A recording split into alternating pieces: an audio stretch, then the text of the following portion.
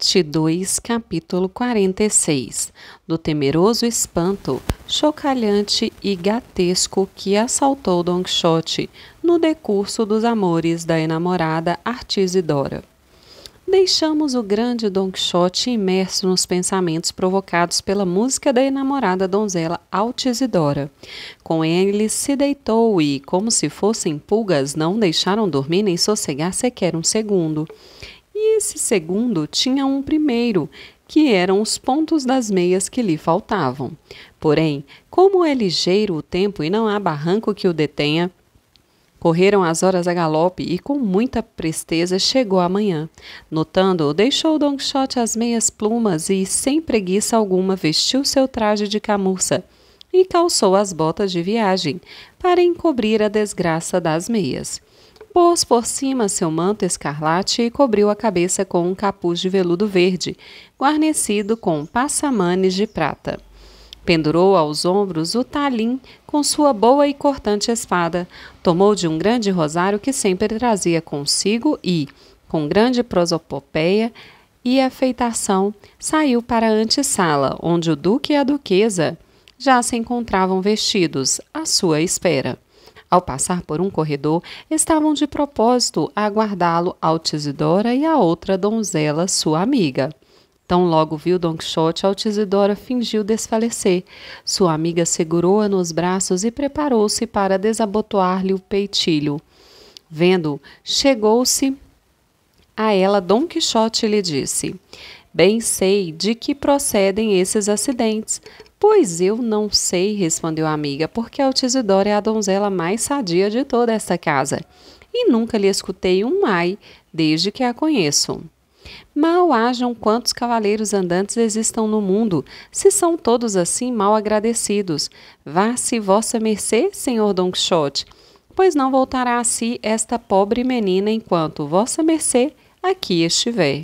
Ao que respondeu Don Quixote: "Faça vossa mercê, senhora, com que me ponham esta noite um alaúde em meus aposentos, que consolarei o melhor que puder esta lastimosa donzela. Nos prelúdios amorosos soem ser excelentes remédios os desenganos imediatos." Com isso, seguiu em frente, para que não notassem os que ali o vissem. Nem bem se havia afastado e já voltava a si a desfalecida Altisidora, dizendo à companheira: "Mister, será que se lhe providencie o alaúde, pois, sem dúvida, que Don Quixote irá oferecer-nos música, e esta não deverá ser má, sendo dele." Foram logo prestar contas à duquesa do que se passara e do alaúde que Don Quixote pedia. Ele, sobremodo alegre, combinou com o duque e com suas donzelas fazer-lhe uma burla que fosse mais de riso do que de prejuízo. Com grande contentamento esperavam a noite, que chegou tão depressa como chegara o dia, durante o qual entretiveram-se os duques em saborosas conversações com Don Quixote. A duquesa, naquele dia, havia despachado um pajem seu, o que havia representado na floresta o papel de Dulcinea encantada. A Teresa Panza, levando a carta de seu marido Sancho e o embrulho de roupas que ele havia deixado para que se lhe remetesse, recomendando a ele que, ao voltar, fizesse um relato fiel de tudo quanto com ela passasse. Assim, chegadas às 11 horas da noite, achou Don Quixote uma viola em seu aposento, experimentou-a, abriu a janela e ouviu que havia gente andando no jardim. Tendo apertado as cravelhas da viola e afinado as cordas o melhor que pôde, cuspiu e limpou o peito, e então, com voz rufenda, conquanto entoada, cantou o seguinte romance, que ele mesmo havia composto naquele dia.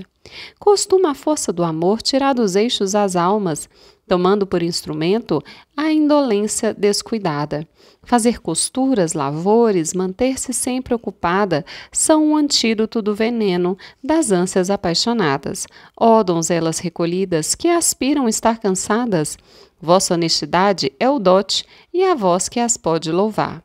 Os cavaleiros andantes e os que da corte não saem, se com liberais namoram, com as honestas se casam. Entre hóspedes soe haver amores só de alvorada, pois seu ocaso acontece logo que um deles se parte." Um amor recém-chegado que hoje vem e amanhã vai. Sua imagem nunca deixa, impressa no fundo da alma. Pintura sobre pintura não se mostra ou se assinala. Onde há a primeira beleza, fica a segunda embaçada. Dulcinea del Toboso, na tábua rasa desta alma, tenho pintada, de modo que é impossível apagá-la. A firmeza nos amantes é a maior das qualidades exigidas pelo amor, que assim opera milagres. Chegava Don Quixote a este ponto de seu canto, que era escutado pelo duque e pela duquesa, por Altisidora e por quase toda a gente do castelo, quando de improviso, de cima de um passadiço, que ficava a prumo sobre a janela de Don Quixote, soltaram um cordel, a que vinham amarrados mais de 100 guizos, e logo em seguida derramaram um grande saco de gatos, que também traziam pequenos chocalhos atados às caudas. Foi tal o barulho dos guizos e o miar dos gatos que os próprios duques se sobressaltaram, embora tivessem sido os inventores da burla.